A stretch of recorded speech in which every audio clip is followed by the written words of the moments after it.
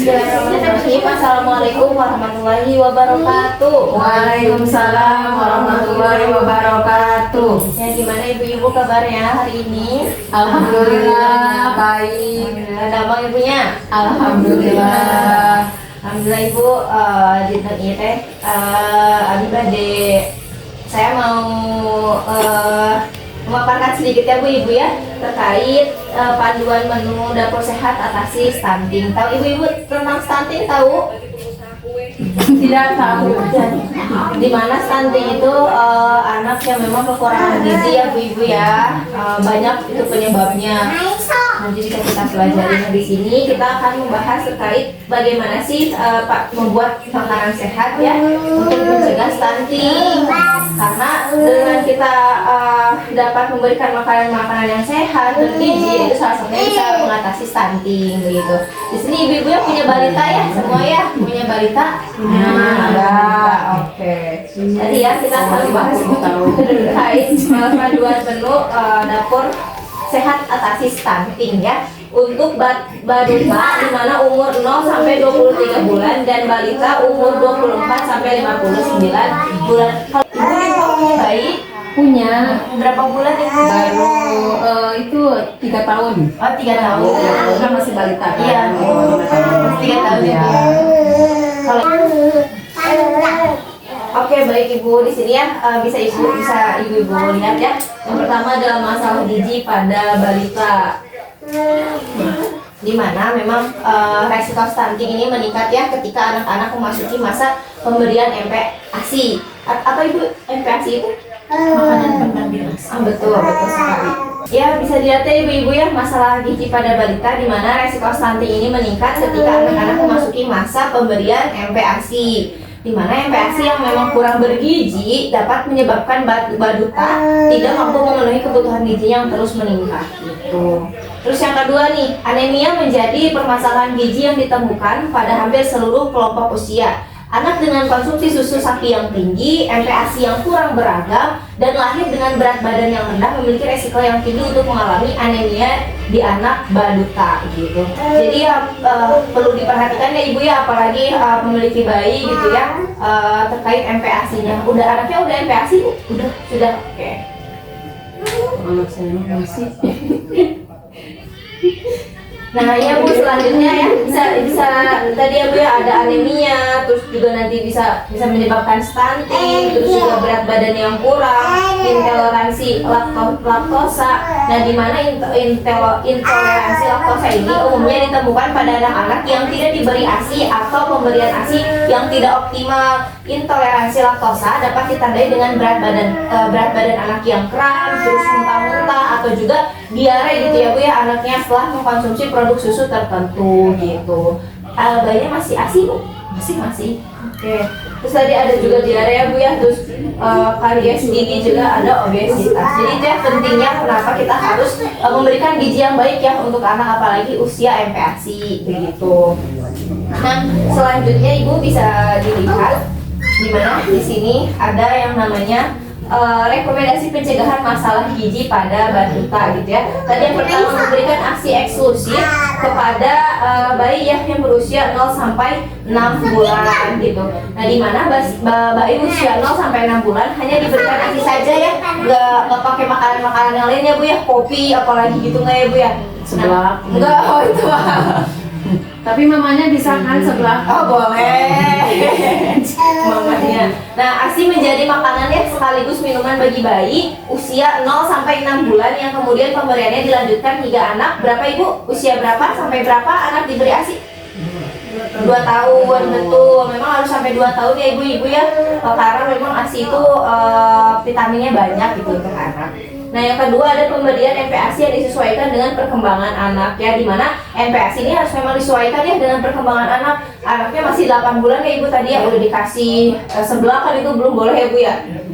Iya kayak gitu ya Bu ya. Nah di mana MPASI ini diawali dengan tekstur yang lumat ya Bu ya. 6 sampai 6 bulan itu tekstur makanannya masih lembut gitu ya, lebih lumat gitu ya. Nah anak usia 9 sampai 12 bulan itu tuh nanti masuk ke tekstur makanan yang lebih lembek gitu Bu. Terus nanti juga masuk lagi ke usia lebih dari 12 bulan itu nanti boleh diberikan makanan-makanan keluarga, bala-bala, gehu boleh dicengekan. Boleh Ibu bala-bala gehu ya Bu ya. Nah, di mana MPASI ini harus pada zat gizinya Ibu.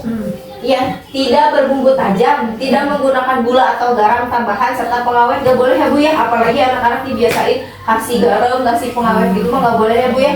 Nantinya takutnya berkelanjutan terus nanti memberikan efek yang buruk juga untuk pertumbuhannya gitu ya Bu ya. Nah, di mana tadi terus dilanjutkan juga kenalkan berbagai jenis pangan terutama sayuran dan buah-buahan. Adanya suka dikasih sayuran sama buah-buahan Bu? Suka. Oke. Adanya suka buah apa? Pepaya. Oke. Ada yang suka buah pepaya, ada yang suka pepaya? Oke. Betul ya, pepaya hidup.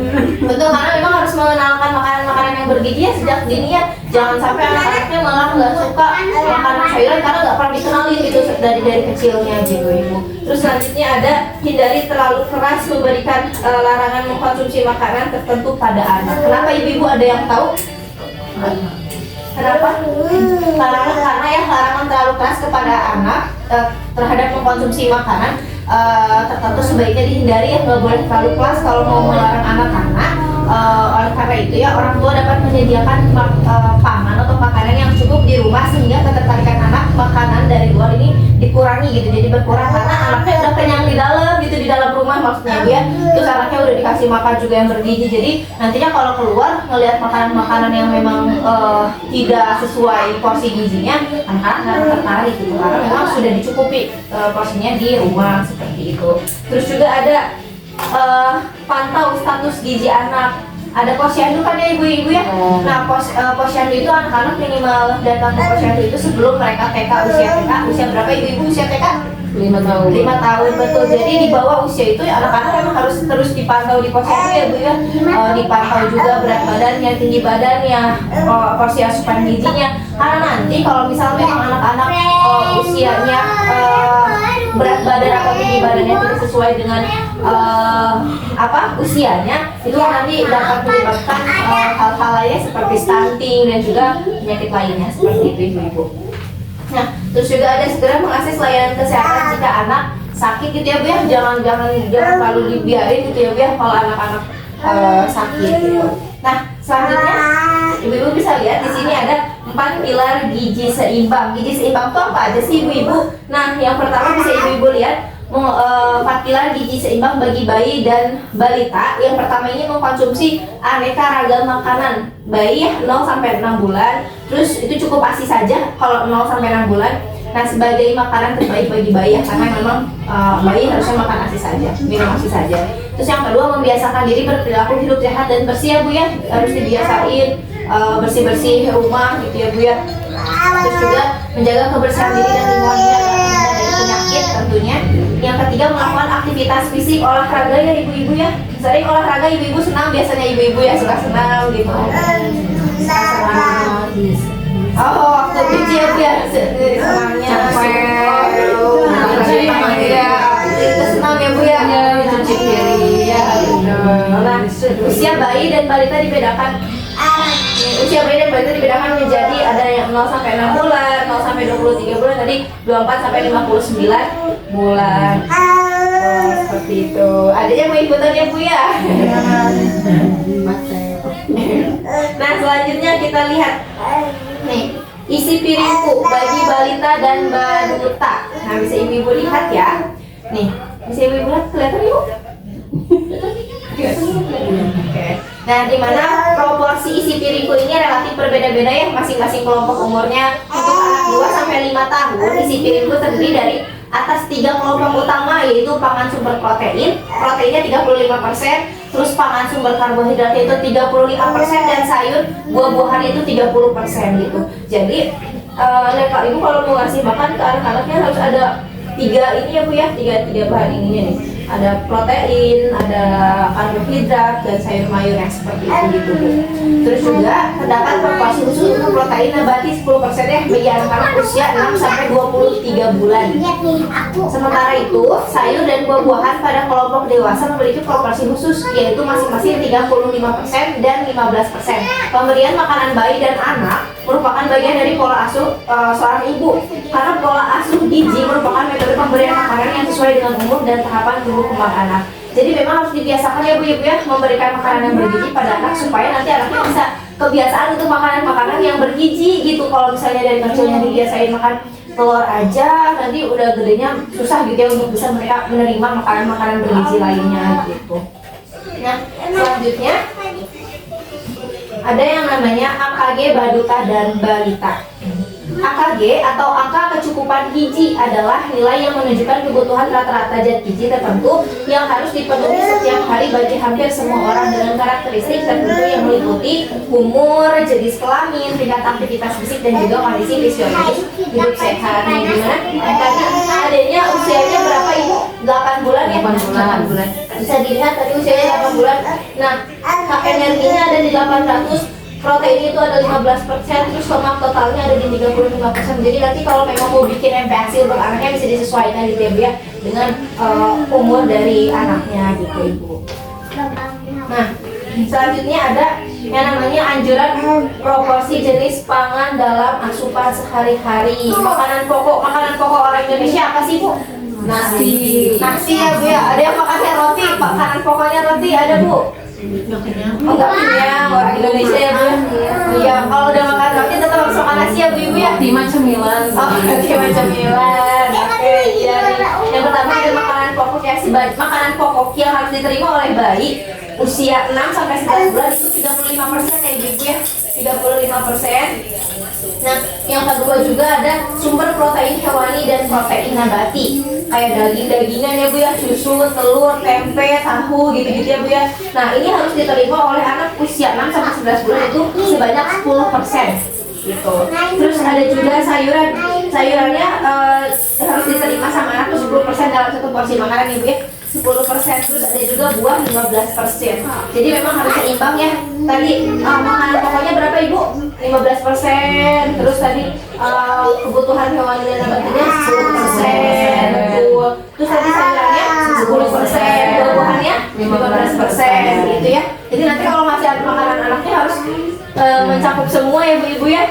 Iya, supaya memang kebutuhan gizinya terpenuhi. Dengan gizi yang seimbang tentunya kita bisa mengurangi Ibu resiko-resiko stunting ya di masyarakat, karena memang sekarang ini stunting itu banyak banget menyebar di wilayah-wilayah ya Bu ya. Stunting perlu dikenali juga ciri-ciri anak-anak stunting supaya kita bisa menghindari gitu ya Bu ya, dengan agar terhindar dari ciri-cirinya. Kalau ciri-cirinya ya Bu ya, mungkin ibu-ibu pernah tahu gitu ya, biasanya anak katanya gitu ya, makanya gitu ya Bu ya, anak-anak yang pendek itu tuh katanya resikonya stunting gitu, katanya stunting gitu ya. Tapi nggak semua anak-anak stunting, nggak semua anak-anak yang pendek itu kan stunting. Dapat dikatakan stunting kalau tapi kalau anak-anak yang memang stunting itu udah pasti pendek dan juga kurus, nggak sesuai berat badannya. Misal anaknya tuh usianya 7 tahun atau 8 tahun gitu ya Bu ya, tapi ternyata tinggi badannya nggak sama kayak seusia anak-anak pada umumnya, berat badannya nggak sama kayak anak-anak pada umumnya gitu. Jadi itu yang perlu diperhatikan gitu ya Bu ya. Banyak banget Bu faktor-faktor yang dapat mempengaruhi stunting. Salah satunya tadi asupan gizi yang nggak seimbang, terus juga lingkungan rumah yang nggak bersih gitu ya Bu ya. Biasanya rumah-rumah yang MCK-nya di luar, yang nggak di kamar mandi, nah itu bisa juga menyebabkan lingkungan yang nggak bersih gitu ya Bu ya. Terus yang paling fatal adalah asap rokok. Asap rokok juga itu bisa menyebabkan anak-anak beresiko stunting. Jadi kalau punya bayi, punya balita, hindarilah dari asap rokok karena itu bisa menyebabkan stunting. Begitu Ibu. Dapat hal itu dapat. Baik, jika memang segitu saja ya Bu yang dapat saya sampaikan. Mohon maaf jika ada kesalahan. Terima kasih Ibu-ibu atas perhatiannya, atas kesempatannya atas waktunya. Di mana sore hari ini ibu-ibu mungkin ada yang mau masak buat suaminya ya, ada yang mau melanjutkan ke pasar malam, ya mau main ya bu ya, mau malam mingguan sama suaminya. Bukan, sekarang malah Oh malam Rabuan gitu ya bu ya. Oke. Baik, terima kasih banyak. Ya saya tutup ya. Assalamualaikum warahmatullahi wabarakatuh. Waalaikumsalam.